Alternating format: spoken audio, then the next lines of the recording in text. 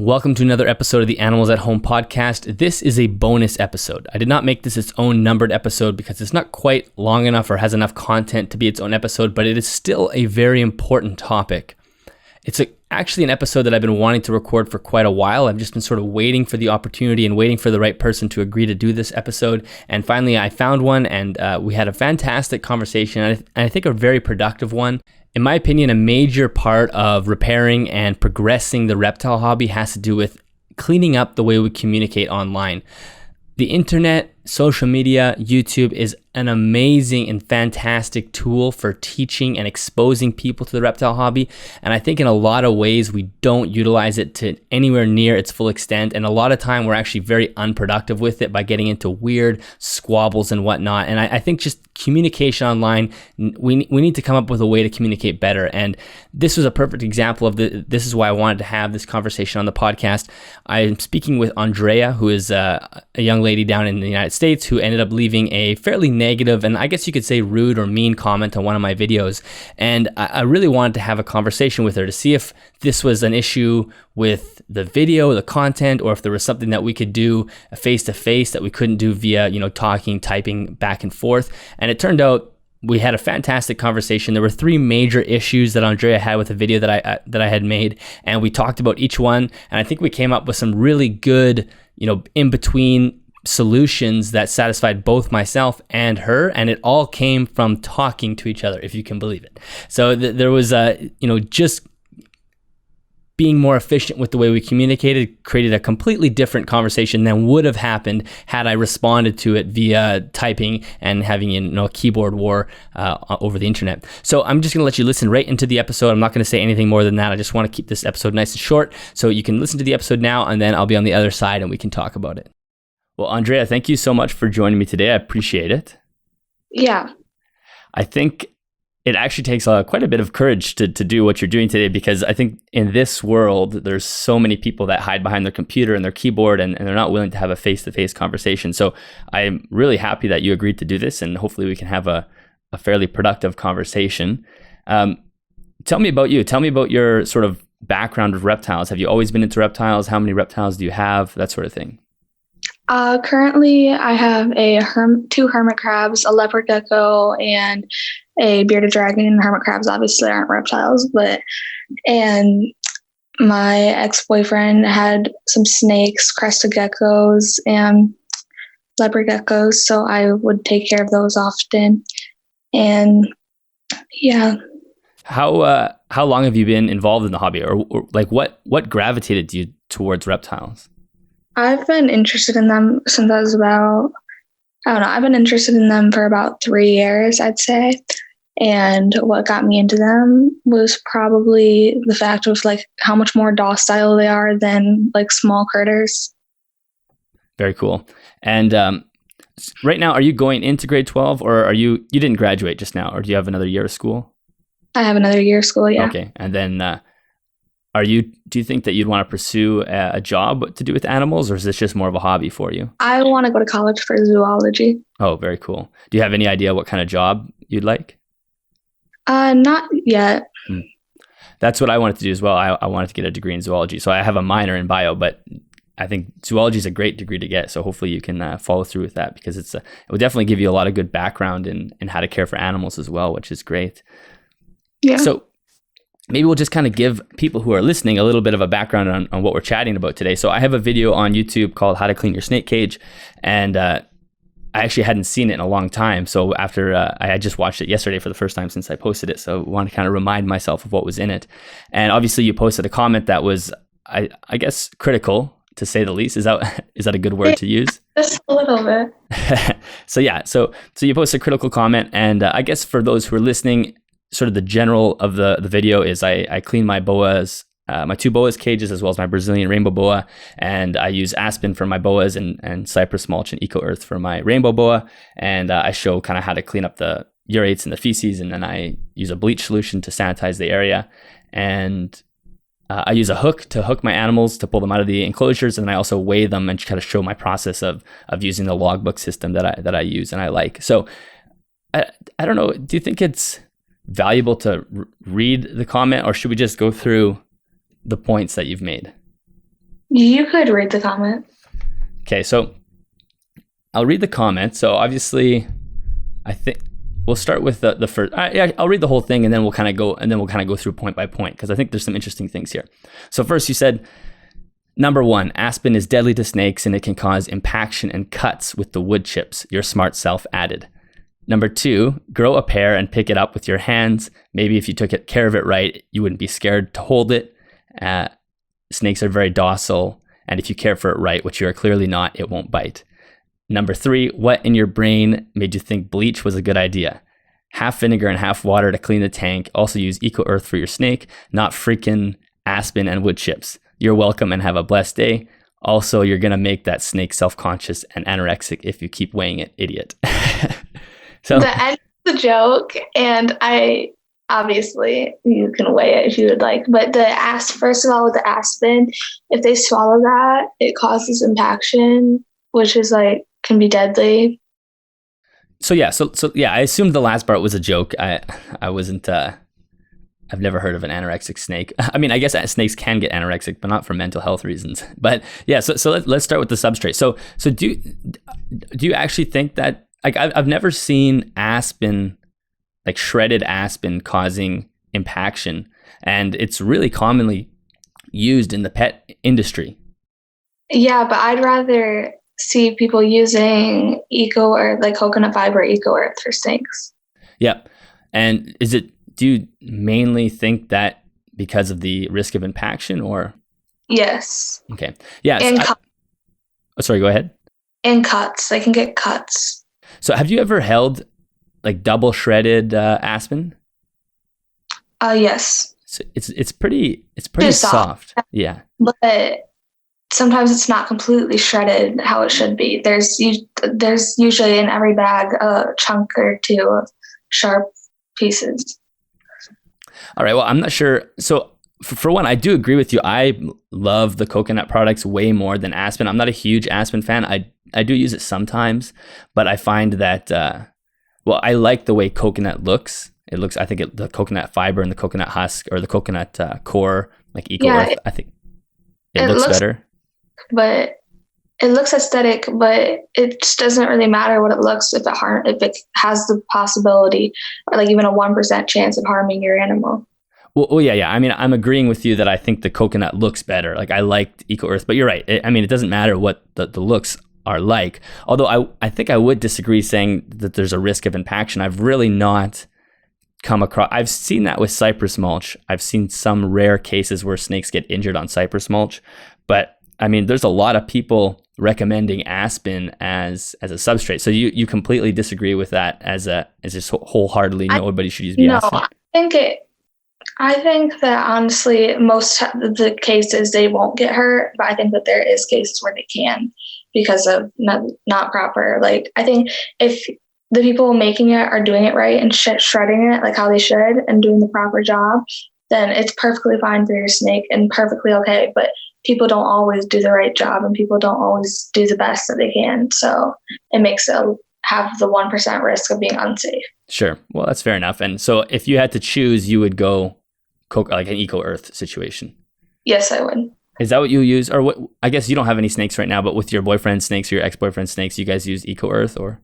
Yeah. And it was good for keeping humidity. Yes, it is good for that. So right now with my snakes, with my boas, I use the coconut husk because it's a little bit less messy, but I do love it as well because it does absorb the smell a lot, and I prefer that. And then with my Brazilian rainbow boa, I pretty much exclusively use like an Eco Earth type thing. It's not Eco Earth per se, but it's the same sort of coconut core fiber, and it's great. You're right; it holds humidity very, very well. So anybody listening, I would always recommend the Eco Earth and the coconut husk for sure. I've not come across the aspen being a risk for impaction, but I guess a good tip would be making sure you go through the bag and ensure that there's no big pieces. That's what I was about to say. If you're going to use it, just make sure that's what you do. Yeah. I was just thinking. I think that covers it. Is there anything else you would want to say about substrate? No, I think we covered that one. Cool. So then the hook training. I think that you were upset that I grabbed the snakes with the hook. I was upset. I was just like, I was wondering why. Sure. So Have you ever, so actually, this is something that I've learned within the last probably 2 weeks, but so I'll tell you the myth that I thought and then the facts that are true. Have you ever heard anyone use the term hook training or tap training your snakes? Yes, I have. So basically that's where when you're approaching the animal, you use your hook and you tap it, and you're just letting the snake know that whenever it's tapped with the hook or being touched with that metal object, it's not being fed. So you're sort of reducing that risk of a feeding response when you go in and grab your animal. So I was under the impression, and I'm not 100% sure whether or not this is true, that you're actually classically conditioning or operant conditioning these animals to respond to that stimulus, and then they get used to the fact that when you get touched with the hook, and they're actually learning. And I did talk to an animal trainer last week, and they said that may be happening, but it also might be that they're just, as soon as they feel the hook, that they're trying to get away, and as soon as they're trying to get away, it removes any chance of them wanting to strike or feed because they're kind of in a running away type mode. So either way, I'm actually okay with using the hook. Like I like my hook. I've never been struck at. I do handle my snakes when I pull them out, but I still like using a hook to sort of wake them up, in other words. Yeah, no, I don't have an issue with that part of the hook. It's just sometimes snakes will hit their head really hard against the hook. They'll run into it and hurt themselves.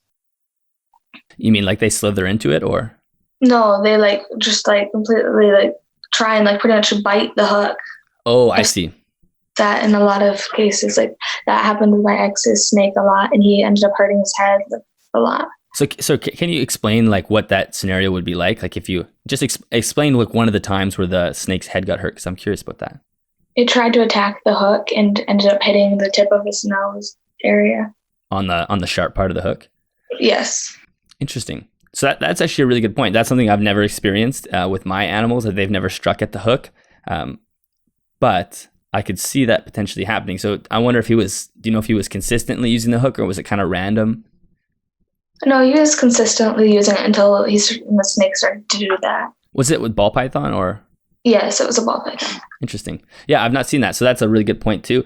I like using the hook because I feel like it wakes them up. And I guess one area that people should be aware of is that the snake could potentially strike the hook and get injured. So maybe there's other things that you could use to hook train, like tap them with a rubber end of the hook or something like that. Yeah, something less metal and sharp. Yeah, that's fair enough. I think that's a good idea. I think I like the hook for pulling them out, but I guess to remove that initial strike response using something softer, it could definitely be a good idea. So I think we're good on that one. You think? Yes. Yeah, good. And then the last one was the cleaning solution. So I use half vinegar and half water. Right. And I think that I think there's a lot of people that do use vinegar. Vinegar is one of those things that you can use, although bleach is really commonly used. There's a few different types of cleaners. Bleach, there's some ammonia solutions as well, and then chlorhexidine, which is a product that the vets use. All of those are actually okay, provided that you are using a quite diluted solution of bleach. If you really can't use ammonia, because when the tank is first bought, it is cleaned out with bleach before they sell it. And ammonia mixed with bleach can make even humans pass out, let alone a snake. So you really should stay away from that unless you're going to do a thorough clean of your tank. Yeah. That's a really good point. So yeah, I would say if anyone's getting a new tank, scrubbing it out with hot soapy water, flushing it out completely so you don't get that sort of acid base reaction when you clean. I mean, because things like F10 and Lysol are used a lot in the pet industry for sort of solutions or sanitary solutions. But you're right, you definitely don't want to be mixing your bases and together to create sort of a toxic situation. Yeah. Mm-hmm.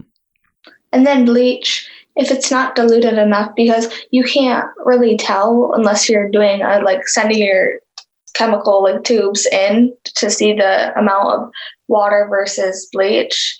You don't know how much you're using really and what the right amount is. So you could be using just a 0.1 point, too much, and it could end up harming your snake. Mm-hmm. Yeah, well, I think bleach does kind of have a bad name in some ways. As long as, the sort of magic number is sort of 3 to 5% bleach solution, which is is okay to still use, and anything more is going to start causing respiratory irritation or skin irritation for you and your animal. But it is not necessarily this poisonous thing. I do agree with you that you can overuse it. So you want to really make sure that you are diluting it. And if you are using bleach, to use measurement tools so you know that you're getting that 3 to 5% range, lots of water. And then what I always do after is I always flush it out with fresh water as I clean, just to make sure there's no bleach there. But bleach is a really good solution for killing, viruses and organisms and whatnot. And I know vinegar does as well. Yeah. So I would say almost an agree to disagree on this one. I'm still okay with people using bleach provided that they use the right measurements. Although I guess if you don't trust someone to do the measurements, vinegar is better because you can't necessarily overdo vinegar in a way. Yeah, for sure. And the fact of why not just use vinegar when there is that chance of the bleach harming the snake? Why not just go with vinegar? It does the same amount of things.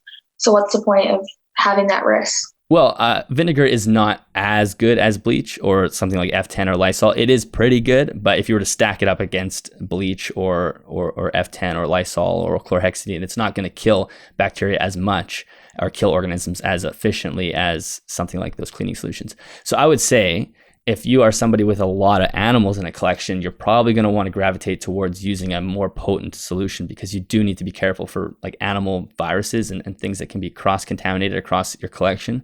But if you do only have a couple animals, maybe that's where vinegar comes in. You're not as worried about contaminating a giant collection. Does that make sense? Yeah, I agree. Yeah. Cool. All right. So we ran through all three of those things. I think, and the last one we'll just jump over because I know that's a joke. And I did want to chat just a little bit more if you have a couple more seconds. Yeah, sounds good. So I'm really fascinated with the discussions online. And for me, I guess you're probably about 10 years younger than me. Are you like 16 or 17? Yeah. Yeah. So you're about 10 years younger than me. So I didn't grow up. I work with kids and I coach kids, and it really fascinates me that these kids are growing up with, Facebook and Snapchat, that, they're already a thing before they were born, almost in a sense, or before they could, start using their phones. Instagram was a thing. So the type of online discussion is really, really fascinates me. And that's why I really was glad that you were agreed to chat with me, because it is so easy to say things via keyboard that you wouldn't say in person. Would you agree? I do agree. Yeah. So when you made the comment, what was driving you? Because obviously we could look at the comment and we could have said, like, there are some really good points in there, and we had that discussion just now, and I think it's a super valuable conversation we had. But there's a lot in the comment itself that was probably unnecessary, right? I would agree. I personally didn't find you respectable because I felt like you were doing like abuse. I felt like it was like abusing your animals, the things that you're doing in the video. So I personally didn't find you respectable. And I had my mom helping me with the comment too. So it was not only me. And then when you responded, I got respect for you. And then I was like, okay, I'll actually talk decently with this man. And yeah. Well, that was my sort of my main question is what really drove you to comment that? Was it mostly like you're offended at the way I was caring for the animals? Yes. So like an animal safety was sort of driving that. Yes. And yeah. Did you think that because I mean, 9 times out of 10, a comment like that is not going to spur like a great, we've had a pretty good 30-minute discussion here. I would say 99 times out of 10, a comment like that is not going to have a positive reaction on the other side, right? I would agree. So that's what I'm really trying to understand is why. Is it one of those things where you're just so upset that you just had to make the comment before maybe taking a couple seconds to think about what? Impulsive. Okay, yeah. Interesting. Because I'm using you as an example because you were courageous enough to come chat with me in person, which is really amazing. And that should definitely be commended because most people won't do that.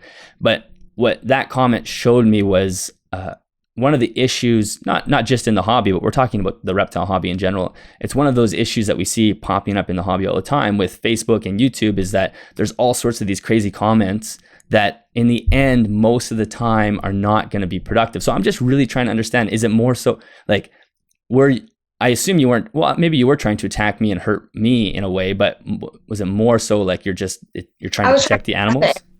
I was trying to protect the animals and do what it took. Right. No, it makes sense. So if you were to rewrite that comment after knowing me for this brief 30 minutes, would the comment have changed? Yes, definitely.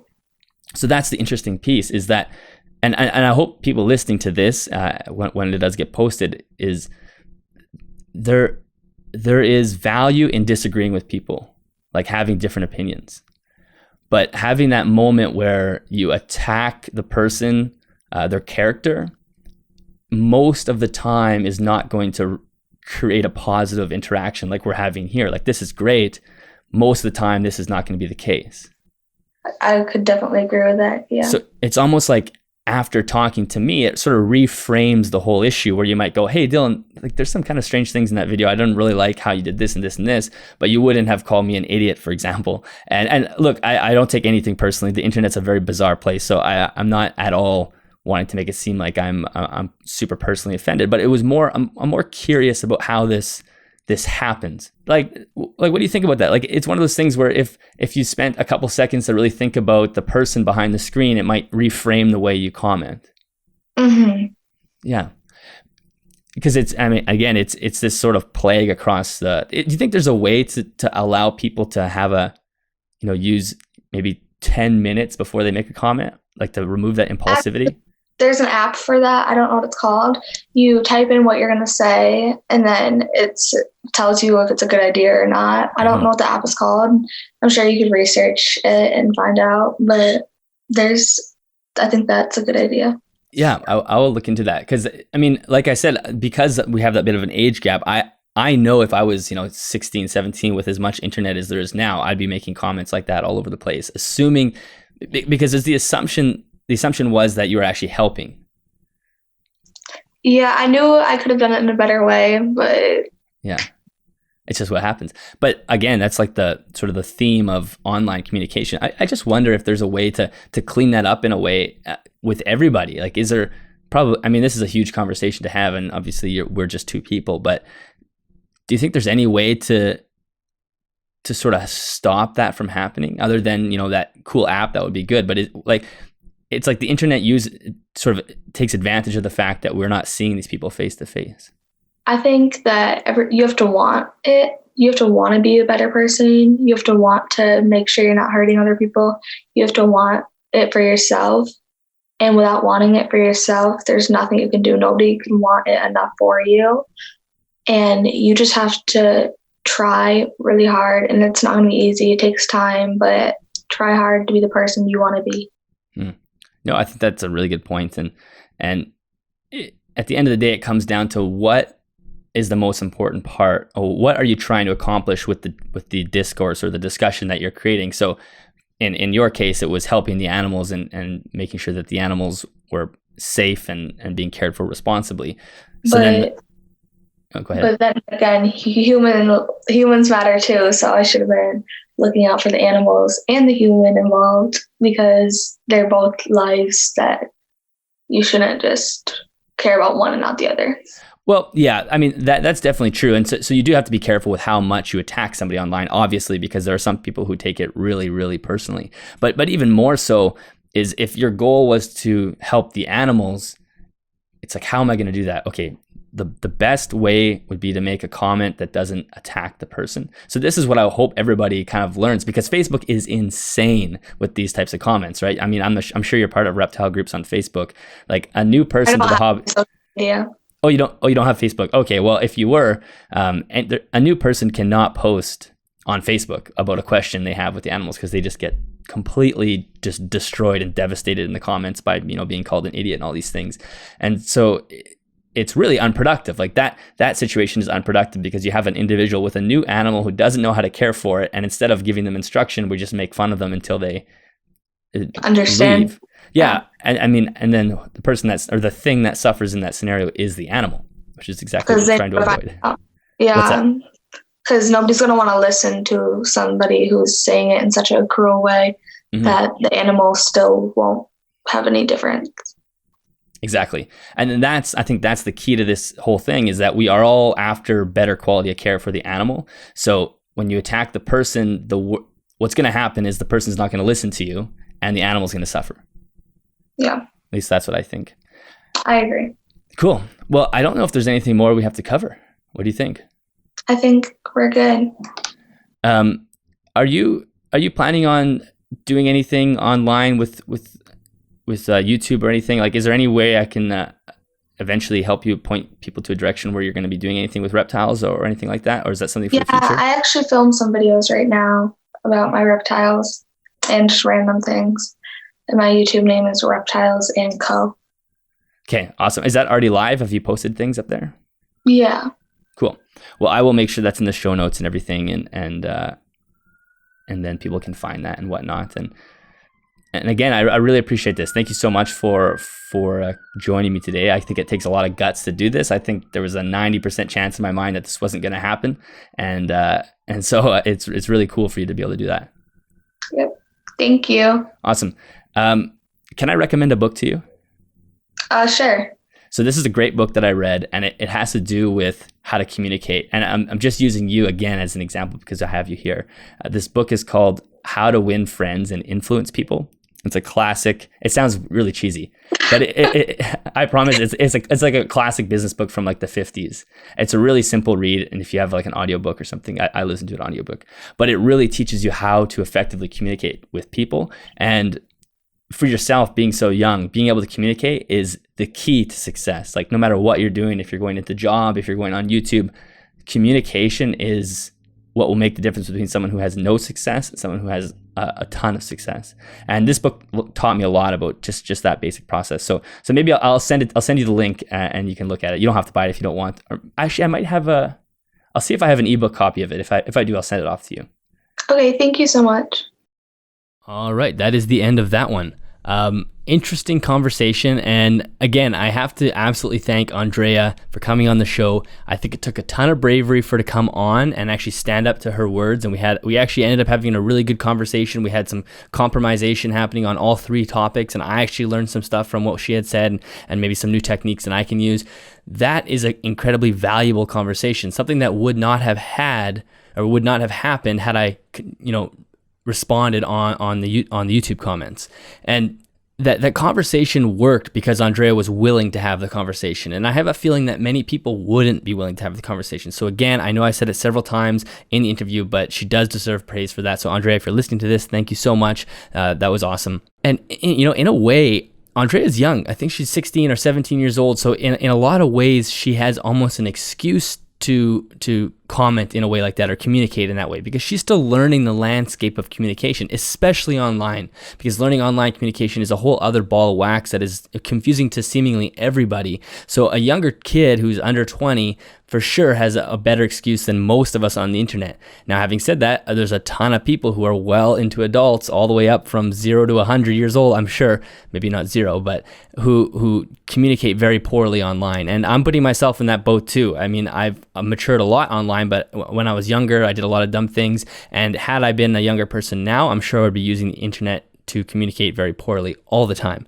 So, and I really want to nail down that the point of this conversation for me was I really wanted to understand where those explosive comments were coming from. We see explosive comments happen on the internet all the time, whether it be Facebook or YouTube. You see somebody who is immediately jumps to ad hominem attacks or personal attacks within their comment.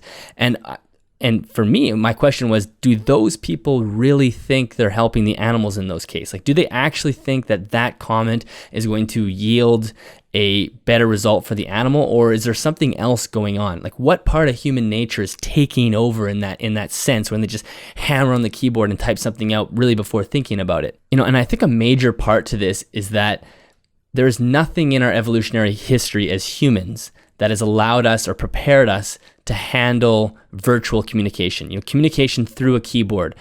We're not even communicating through speech and hearing when you're talking on the internet. You're typing comments out. There's almost no sense of the other individual on the other side of the screen. And the last 200,000 years of Homo sapien evolution has not prepared us, has not given us the ability to communicate remotely, because it's never been something that was life or death, and it still isn't life or death. And it's very obvious that we're not good at this, and that's okay, but we need to be aware that we're not good at it. Now, specifically getting back to these explosive comments that we see all the time, when I asked Andrea why she made that comment, she said that it was to protect the animals, and for her it was, she thought the animals were being cared for irresponsibly and she needed to step in. Like she said, her words were essentially, I had to do what it took or whatever it takes to get him to understand how to care for his animals. And having this conversation with her, I absolutely take her at her word. I 100% believe that's what drove her to make that specific comment. However, I don't think that that's what drives many people to make explosive comments. Now, in Andrea's case, I believe her. That's what she told me. I'm going to take her for her word because we had that conversation. But I see a lot of similar comments, and I seriously doubt that those explosive comments are intended to protect the animals, just because I can't see the connection between making a comment like that and assuming that the animal is going to be automatically cared for better due to that comment. Now, I suspect, and I use this out of personal experience because we've all made explosive comments this doesn't really have to do with the reptile hobby in general, but we've all made explosive comments somewhere on the internet. And from my experience, I feel like that comes more from the ego than anywhere. I think you see somebody who's weak because they know less information than you, and you take that opportunity to stab the dagger in and then twist it just a little bit, just so they feel it a little bit more. And the funny thing about that is typically the only thing that separates you from the person asking the question is time. At some point, you didn't know the answer to that question either, but now that you do know the answer to that question, you can stab the dagger in and twist it. And again, I think it just keeps highlighting, wow, we don't know what we're doing on the internet. We are incapable of communicating effectively.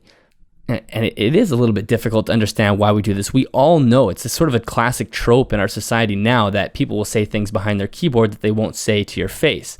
And I do think it's because we do feel so safe behind our computer. We're so separated from the reality of our comments that we just feel like we can say anything. And in a lot of ways, it reminds me of this Nietzsche comment or quote, which I can't completely remember verbatim, but it's something along the lines of, people are only moral, people only seem to have good ethics because they're too cowardly to act out bad ethics or bad morals. In other words, the reason that people don't just break into homes and steal stuff is more because they're scared to do that rather than they just feel like they shouldn't do that.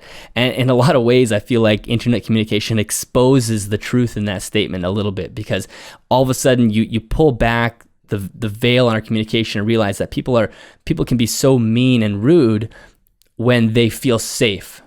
And it's just a hurdle we need to get over when we're talking communication. I think a lot of us would agree that internet communication brings out the worst in most conversations. It doesn't always degrade and hit the ditch, the conversation, but a lot of times it does, and it does sort of bring up the worst possible scenario in any situation. And mountains get turned into, or molehills get turned into mountains all the time, and it quite often derails very quickly, a lot quicker than it would if you had a face-to-face conversation with a person. So I think we really do need a new method to teach people how do you approach a situation that frustrates you. Okay, you see a snake that's been thrown in a small 10-gallon fish tank, and it really makes you mad, and you have that emotional response. How do you make the comment that will make it better for the animal? You don't go, hey, idiot, that tank is stupid and you're an idiot for making that. Because guess what? The person's going to respond negatively to that, and they're not going to change. It's just communication. If you've ever talked to anybody who has to manage people or manage a large team, people who are great managers would never say anything like that to their team because they understand how to motivate people to change. And it's something that we figured out verbally, but don't seem to know how to do through a keyboard. And I think one thing that you could do is, if you're about to make a comment, is really picture the person you don't have to know the person. You don't even have to know what their face looks like, but just imagine a random person in your mind and see if you can associate that face with the picture or the thing that's making you so mad. And then imagine if you knew that person and then how you would respond. So I'm not saying imagine that you're friends with this person, but imagine that you know this person well enough to just have a conversation, and then type out your comment. How would you type that comment out if you were talking to somebody face to face and if you kind of knew them? That's just a random idea that I came up with. I think that we do need to come up with a method to help us through this, because we are not biologically equipped to handle this type of communication. We've made that very obvious, and there needs to be some systems or some protocol that we can come up with that helps us through this sort of software glitch in our brain. And yes, of course, there are always people who are going to be trolls on the internet. There's always people that are going to comment things and mean things and just to get a rise out of you. And for Andrea's situation, I honestly don't think that was the case, but there are people that will just really stick the dagger in and twist as much as they can to really frustrate you. And then I think to add a second method to, picturing the face behind the comment, a second method, in my opinion, would be, before you respond to something, ask yourself, is this going to waste my time? Is this going to be a productive use of my time, or is this going to be a complete waste of my time? And that's what drives me the most crazy about this poor communication that we're in right now in this internet age, is that I don't care about feelings. I don't care about people being nice. I don't care about being called an idiot. That stuff is fine to me, but really drives me crazy is how unproductive it is. And it's what I really stressed in my chat with Andrea there, is that if you actually cared about the animals and you wanted the animals to be in a better position, then the communication has to be more productive, or else we just waste time, and the people that pay, or the thing that pays for the time wastage, is the animal.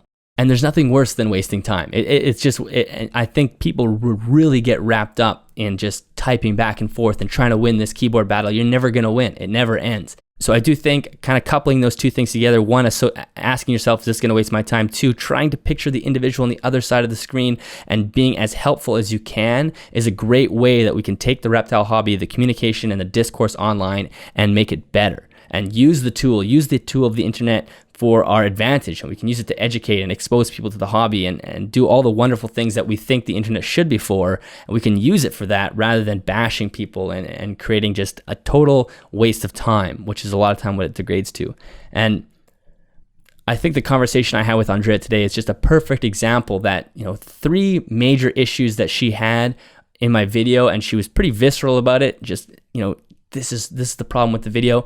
Within 12 minutes, we sorted all 3 of those issues out, and we came up with a fantastic compromise. We were both happy, and there was no misunderstanding. It was like, oh, this is what you mean? Oh, I get it. Okay, then maybe we could do this. That's what I love. Now, not everybody's going to be able to do that, but that is the potential if you just comment in a nicer way, I think, anyway. So I think that's enough of me talking for today. So thank you very much for listening. Please share this one. I think this has a lot more to do with our society than the reptile hobby. So if you have anybody that you think would find this conversation valuable, even outside the hobby, just maybe have them listen to the last half when Andrea and I kind of got outside the husbandry questions and got more into the communication side of things. But I will see you guys next time.